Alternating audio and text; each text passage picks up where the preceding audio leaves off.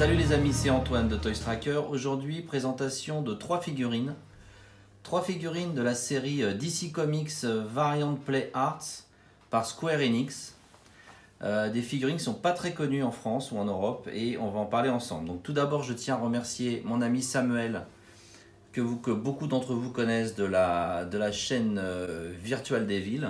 Il a également un groupe Virtual Devil. Samuel a eu l'extrême gentillesse et ça m'a beaucoup touché de m'offrir ces 3 figurines. Il sait que j'aime bien collectionner des figurines avec des formats un petit peu différents.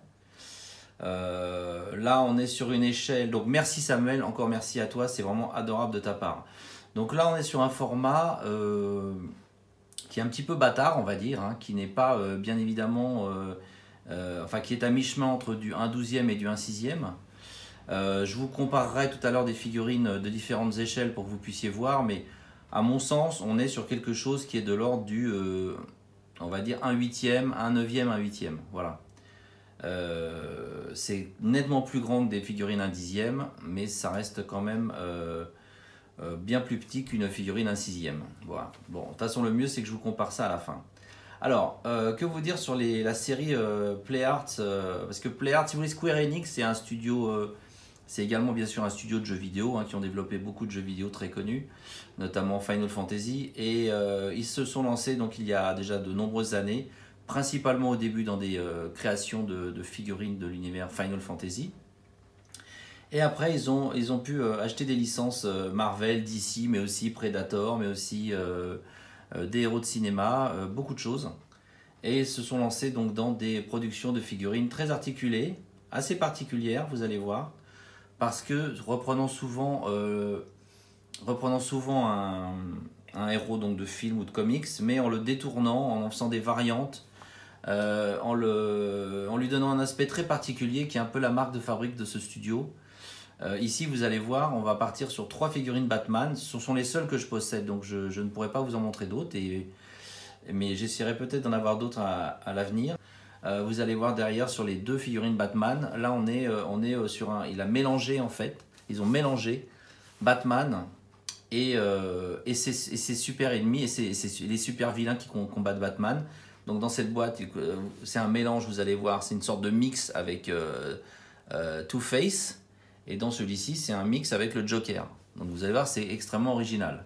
De même, pour les héros Marvel, ils ont un Wolverine, ils ont un Iron Man, mais qui sont quand même très différents des véritables personnages que vous connaissez. Parce que il y a la touche de l'artiste, il y a la touche de ce studio. Le designer s'appelle Hitoshi Kondo. On part dans le vif du sujet. Donc là, vous voyez depuis un petit moment le Batman spartiate. Donc c'est un personnage assez fascinant parce qu'il mêle 2 univers qu'on apprécie, bien forcément Batman. Hein, vous voyez son visage, on reconnaît bien Batman, le logo sur le bouclier. Qu'est-ce qu'il y a d'autre de Batmanesque sur son corps, je ne sais pas. On reconnaît bien aussi les pointes ici sur ses protèges avant-bras. Ouais. Et une grande qualité de réalisation.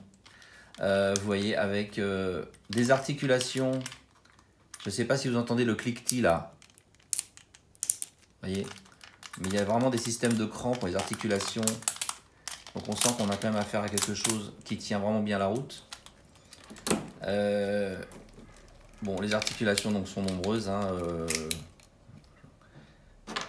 double articulation au genou. Au niveau des bras, je ne sais pas si c'est une double articulation au niveau des bras. Non, je ne crois pas. Pas sur ce personnage en tout cas. Enfin, on a une double articulation au genou. On a aussi, alors c'est pas vraiment les abdos, mais on a une articulation également ici au niveau du haut du torse, on va dire. Au-dessus des abdos, hein, on va dire. Bon, après les cuisses, etc. C'est des articulations assez rigides, mais qui, à mon avis, permettent de donner des poses intéressantes parce qu'elles doivent bien tenir la figurine dans la position souhaitée. Voilà. Il y a même une cape articulée, ce qui est quand même quelque chose d'assez rare. Moi, personnellement, je n'avais jamais vu ça, une cape avec des articulations. Vous voyez, ici, il y a des pegs, des boules pour articuler cette cape. Il y en a encore une là. Enfin, là, c'est les... Il y en a encore là. Puis on entend bien les cliquetis. Hein, donc, il a cette lance. il a qui est une belle lance, hein, et voilà, avec du weathering bien sûr au niveau de la pointe. Également ici au niveau du bas de la lance, on voit qu'il y a il y a eu un travail sur l'argent là. Ils ont mis d'une couleur, ils ont mis un weathering pour donner un aspect un petit peu usé, sali. Au niveau des textures, donc je dirais que c'est un plastique qui est un tout petit peu souple, notamment bon, bah, la cape bien sûr. Et encore, c'est quand même assez rigide, mais enfin bon, on peut quand même un peu la plier. Il y a clairement, à mon avis, une différence dans le type de plastique entre le corps lui-même, hein, c'est vraiment un plastique très rigide au niveau des cuisses, au niveau des biceps, etc. Et le vêtement qui, lui, est dans un plastique plus souple pour donner une certaine mobilité, bien sûr. Donc, on peut lui enlever son bouclier. Il a des poignards à l'intérieur, vous voyez, c'est quand même super bien fait, parce qu'on peut mettre deux petits poignards. On peut mettre deux petits poignards à l'intérieur du bouclier. Je vous remonte le bouclier parce qu'il est quand même très beau.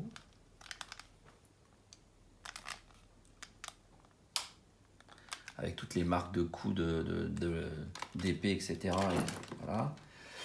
Bon, ça, j'ai pas pu le mettre parce qu'il a le bouclier, mais c'est un protège avant-bras comme vous voyez. Mais c'est un bel objet également. Belle pièce, comme il a ici. Hein. Ah non, pardon, celle-là, c'était celle qui allait là. Celle-là, je peux la mettre. Voilà. Mais l'autre, je peux pas le mettre à cause du bouclier. Voilà, l'autre est là. Et puis, il a donc une épée. Alors, je n'ai pas trouvé de fourreau pour la mettre. Je ne sais pas où elle se met. J'ai peut-être pas assez bien cherché, mais je pense pas qu'elle ait de fourreau. Donc, je vous la montre. Belle épée également, travaillée avec un manche. Et belle épée, voilà. Avec également des marques de coups sur la lame, etc. Et puis, il a deux couteaux encore qui se mettent ici, qui peuvent se retirer. Voilà. Dans des fourreaux ici, hop, et ici. Ils ne sont pas de la même taille d'ailleurs.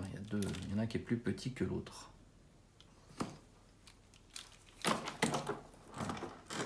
Bon, je vous en montre un comme ça. C'est pas passionnant, mais enfin, comme ça, vous l'aurez vu. Voilà. Alors, il y a plusieurs mains, hein, forcément, comme toujours. Donc, il y a des mains serrées, des mains prêtes à agripper quelque chose. Bon, avec... on a fait tomber une, ça commence bien, voilà. Donc bah plutôt une belle réalisation, un personnage très original, hein, parce que bon, bah, voilà. Hein, après pour l'insérer dans une collection, c'est peut-être pas forcément évident, mais il a son originalité propre. Il a regardez les sandales aussi, que c'est quand même super bien fait, les petites sandales avec les pieds nus. C'est assez rare de voir des pieds nus de personnages. Et puis ben, vraiment un choix dans le vêtement, il y a plein de pièces différentes, pièces d'armure, pièces de cuir. Le masque, enfin le casque ne s'enlève pas. Je vous dis ça, non, j'ai pas l'impression, j'ai pas envie de l'enlever. J'ai pas envie de l'enlever. Il a quand même une bonne tête bien badass. Du weathering, belle pièce, vraiment intéressant. Alors vous voyez, à titre de comparaison, je vous ai pris un Iron Man de chez Iron Studio, donc c'est du 1/10. Donc vous voyez que... Attendez, je vais vous enlever le bouclier comme ça. Ils sont à peu près à la même... là, ils sont à peu près à la même hauteur, puisque lui, il est en vol. Je ne sais pas si c'est très parlant. Bon. Vous voyez, ils sont à peu près à la même hauteur, là, hein, puisqu'il y en a un, il est sur son socle en l'air, et puis là, il est posé là. Et on voit bien que c'est quand même beaucoup plus grand qu'une figurine au 1/10. Mais par contre, je vais vous mettre à côté une figurine au 1/6. Donc là, vous voyez, je vous l'ai mise à côté d'un Red Hood Arkham Knight. Bon, bah clairement, le Red Hood est beaucoup plus grand. Donc, encore une fois, je pense que ces figurines de chez Play Arts sont plutôt sur du 1/8, voire même 1/9. Voilà. Donc on va découvrir maintenant les autres personnages. Allez, on continue la découverte de ces figurines Play Arts avec ici, donc, comme ce que je vous disais tout à l'heure, une figurine concept qui est donc un mélange entre Two-Face et Batman. Donc la boîte, bon voilà, la boîte avec un super dessin, super illustration qui montre bien le concept justement. Au dos également, donc la figurine dans différentes poses. Je vous ouvre tout de suite la boîte. Donc voilà, c'est une boîte vitrine à l'intérieur avec sur le côté là un dessin et un peu de texte qui explique un peu le concept. Allez, on découvre ça ensemble. C'est la première fois que je l'ouvre. Tout de suite, je constate qu'à l'arrière de la boîte, vous avez énormément... Je vais mettre ça ailleurs parce que c'est gros tout ça. À l'arrière de la boîte, vous avez également énormément de pièces. Je ne sais pas si vous les voyez bien parce qu'en fait, c'est collé. Donc, je peux pas vous montrer ça très proprement pour l'instant. Mais en fait, à l'intérieur, vous avez toutes les pièces pour, je suppose, faire des socles et donner des poses dynamiques. Donc, un socle transparent avec des tiges, avec un certain nombre d'accessoires pour présenter la figurine. Voilà. Donc, en effet, là, ils ont bien déliré. Gros délire.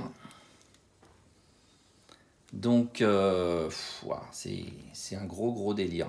C'est-à-dire qu'en fait, toute une partie du personnage, c'est Batman. Et encore, c'est un Batman assez stylisé, hein, assez différent de ce qu'on a l'habitude de voir.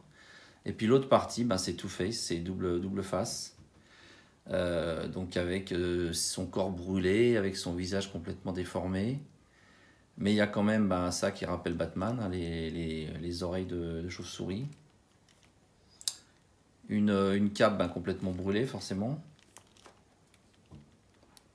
Donc voilà, c'est vraiment le concept de cette collection, c'est moitié Batman, moitié son ennemi de toujours, et ici c'est Two-Face. Donc je vous laisse admirer le personnage, hein, parce que bon, parfois les images parlent mieux que ce qu'on peut en dire.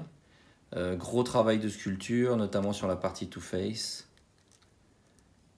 On dirait des parties comme un peu momifiées, la chair qui ressort là, la chair ensanglantée, brûlée, le visage qui est également superbe. Moi j'aime bien en plus les personnages un peu monstrueux, donc forcément ça me séduit. Voilà, bon, au niveau des articulations, pareil, hein, le cliquetis, on sent qu'il y a c'est du sérieux, c'est du solide. Les boules sont peut-être un tout petit peu, les boules des pegs là sont peut-être un tout petit peu des articulations un peu apparentes, un peu rondes justement, mais bon, je suppose que c'est pour assurer une meilleure flexibilité. Donc voilà le Two-Face Batman. Alors qu'est-ce qu'il y a comme accessoire dans la boîte? Alors on a un autre visage. Alors celui-là il avait déjà pas l'air très content, mais là il l'a encore moins. Voilà, là il est encore moins content. Il faut dire quand on a cette tête, c'est pas facile d'être heureux quand même, hein. Avec un œil argenté côté Two-Face, là vous voyez là l'œil il est... Et puis de l'autre côté il est plus blanc, il est plutôt blanc, j'ai l'impression, hein, mais bon après c'est quand même une superbe réalisation, quoi. On a le gun habituel de notre ami Batman. Voilà, espèce de... Bon, non, c'est pas un lance-grappin, c'est un pistolet. Peut-être lance-grappin, je sais pas. Non, je crois pas. Je sais pas. Bon, il est assez marrant avec cette partie dorée, là. Il n'y a pas de partie amovible, hein. Là, vous avez des mains alternatives pour Batman. Donc, deux autres mains. Droite, forcément, hein, puisque il n'y a que la partie droite, hein. Il n'y a que la partie droite, donc une main plutôt ouverte. Et là, une main que je pense qui tient le gun. Et là, vous avez les mains de notre ami Two-Face. Superbe également. Une main ouverte et une main qui tient la pièce. Ah oui, forcément. Qui tient la pièce de monnaie avec laquelle il tire à pile ou face pour décider du sort de ses ennemis. Et puis un très beau Batarang. Oui, c'est ça, Batarang. Avec une partie qui est brûlée, qui est monstrueuse, hein, qui est verdâtre, puisque même dans l'arme on retrouve ce concept de la double identité, du double personnage, quoi. Non, très original, très franchement, très très original. Donc là, on a fait le tour de celui-ci.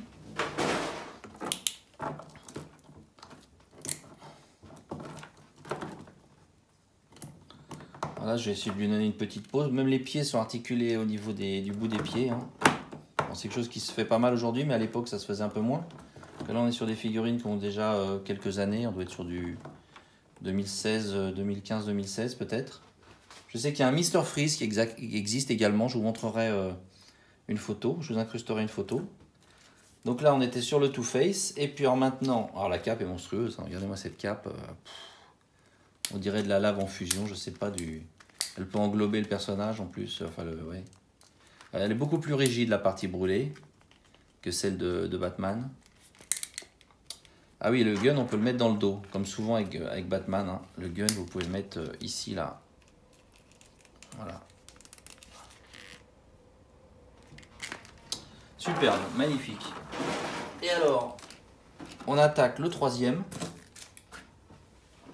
Donc le troisième, c'est bien évidemment avec son ennemi juré, avec le Joker. Donc là, quelques représentations du Joker. Quelques photos de la figurine.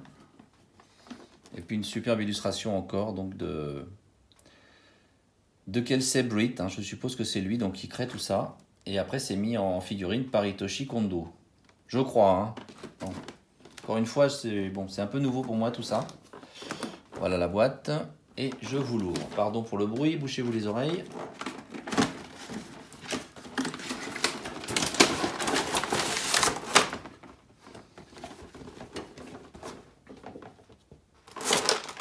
Donc, toujours le système des socles à l'intérieur. Là, vous voyez rien du tout avec les reflets. Vous voyez, à l'intérieur. Mais c'est collé, donc je ne vais pas le déchirer tout de suite. Ok, donc maintenant, on attaque le Batman Joker. Si je puis dire. Ah oui, c'est comme ça qu'on dit. Alors, le Batman Joker. Ouais, alors lui, il est bien diabolique aussi. Alors là, ils n'ont pas fait moitié-moitié, mais c'est logique quelque part. Parce que double face, ben voilà, c'était double face. Donc il y avait une partie de son visage qui était normale hein, et une partie qui était brûlée. Et lui, ben là, c'est vraiment un mélange des deux. C'est vraiment un mélange de deux. C'est vraiment un Batman à la sauce Joker ou un Joker à la sauce Batman. Je sais pas trop quoi vous dire. Ça me fait un petit peu penser à celle qui était sortie chez Hot Toys il y a quelques années. Qui était inspirée du film Suicide Squad. Toujours est-il que ouais, donc Hot Toys avait sorti un personnage mais qu'on ne voyait pas dans le film. Et là, c'est un petit peu le même esprit. C'est vraiment un Batman qui ressemble au Joker ou un Joker qui ressemble au Batman, quoi. Complètement délirant avec une ceinture avec des accessoires délirants. Dynamite, un réveil. Là, je sais pas, peut-être un chargeur, je sais pas. Là, je vois qu'il y a un holster, donc à mon avis, il doit y avoir un gun. Sur les avant-bras, vous avez ces pointes ici. Une cape également articulée, vous voyez, avec des points d'articulation dans la cape. Donc ça, c'est vraiment très original, comme je me répète, mais pour donner des poses délirantes, je crois que c'est pas une mauvaise idée, même si on perd un tout petit peu en réalisme, peut-être. Articulation, double articulation genou, simple articulation coude. Un plastique dur hein, avec des parties plus souples mais qui est assez rigide quand même sur tout le corps. Bon, il y a la cape qui est plus souple bien sûr. Puis un travail de peinture assez délirant. Hein. Avec ce logo Batman, on dirait que c'est de la peinture jaune qui a été balancée comme ça sur son torse. Les mains également sont superbes. Hein.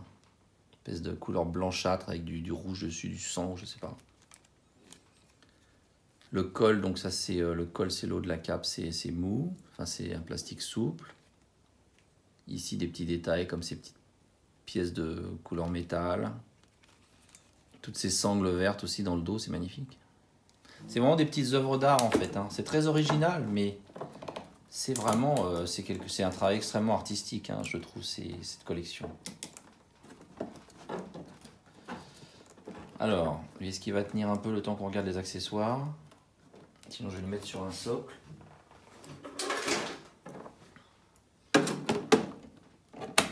Voilà. Alors les accessoires, qu'est-ce qu'on a? On a une autre tête. Alors cette tête, elle est... ouais. Elle est un peu spéciale, ouais. Non, elle est pas mal. Une autre tête avec la bouche déchirée, là.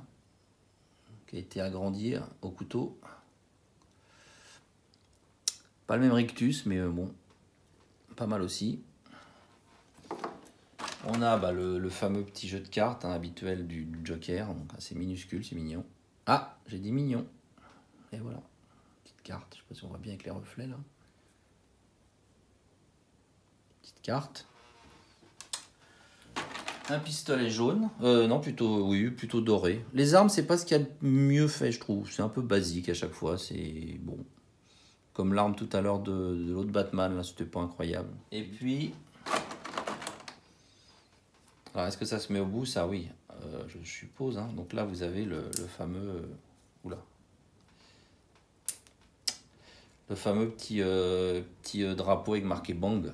Voilà. C'est assez marrant. Ça peut se retirer. Hein. Et puis, bah, d'autres... alors, on a un petit bâtard... Qu'est-ce que c'est que ça? Ouais. Tout petit bâtard-angle, là. Je sais pas très bien où ça se met.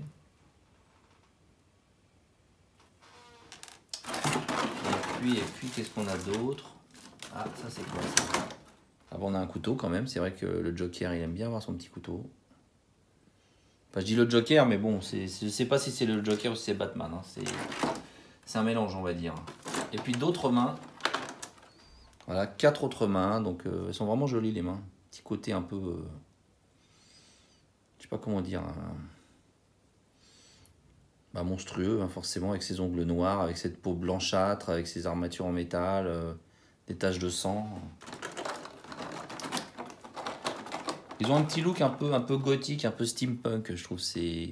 D'ailleurs, il existe un Batman steampunk dans cette collection. Parce qu'ils ont vraiment beaucoup déliré. Hein. Ils ont, j'ai pas tout en tête, il y en a énormément, mais ils ont vraiment beaucoup déliré. Ils mélangent les univers, ils mélangent les inspirations, ils mélangent les personnages. On aime ou on n'aime pas, hein. C'est très original, mais c'est pas inintéressant en tout cas. Voilà 2 autres points fermés. Voilà les amis, bah écoutez, on a fait un peu le tour. Ce que je voulais vous dire avant de vous quitter, c'est déjà que merci Samuel parce que tu m'as fait un très beau cadeau. Et je t'en suis extrêmement reconnaissant. Ce sont des très belles figurines qui ne sont pas données en plus. Sachant que parfois on peut les trouver au moment de la sortie où on précommande en dessous de 100 €, aux alentours de 80-100 €. Mais très vite, certaines vont prendre de la valeur et il n'est pas rare de trouver des figurines de cette série aux alentours de 200 €. Donc ne tardez pas si elles vous plaisent et n'hésitez pas à les précommander parce que je sais que continue a priori à sortir des nouveaux modèles. Attention également aux contrefaçons, car étant donné la valeur de ces figurines et le talent de nos copieurs chinois, sachez qu'il existe énormément de contrefaçons de ces personnages. Habituellement, quand ils vous les vendent sur eBay, c'est vendu sans la boîte. Donc c'est un bon moyen quand même de savoir que ce ne sont pas les vrais. Après, je ne peux pas vous dire quelle est la qualité de ces copies, mais sachez qu'il faut être prudent. Voilà les amis, écoutez, j'espère que cette petite review vous a plu. Moi en tout cas je suis séduit, ça me donne envie d'en voir d'autres. Et je vous dis à bientôt, ciao les amis, ciao.